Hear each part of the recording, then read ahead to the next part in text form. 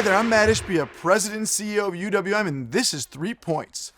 First point, the presidential election. So who's going to win? Kamala Harris, Donald Trump, who's going to be the next president of the United States? And how does that impact the housing industry, mortgages, and everything across the board? So here's what we think. Of course, Kamala Harris is talking about down payment assistance, and Donald Trump's talking about less regulation. And what's going to matter more for you? And here's what we think. It's not going to matter much either way.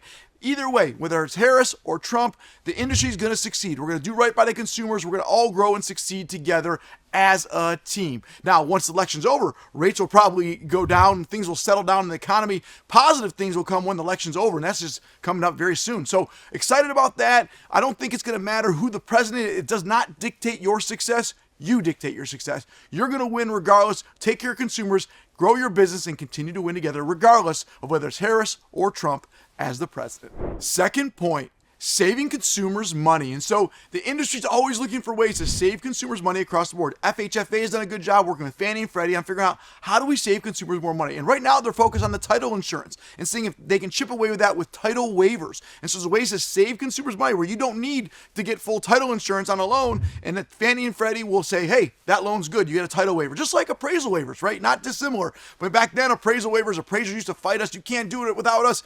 Well, things are going pretty well without it. So appraisal waivers are good. It's not going to be on all files. So title waivers, there is a place for title. There's a place for title insurance. There's a place to look at all this stuff, but it's not on every single file, and the costs are outrageous for consumers. And so appraisal waivers have been real successful. Look out for title waivers. They're coming soon from Fannie Mae and Freddie Mac, and it's going to continue to expand from there. Third point, trigger lead ban bundled. So the trigger lead ban that everyone's been talking about, trigger leads are going to go away. It's now part of the Homebuyer Privacy Protection Act of 2024. It's a Senate bill introduced this past December. Now, it's a bill that's calling for the ban of use of unauthorized trigger leads, basically saying that if you want to get a trigger lead, the borrower has to opt in.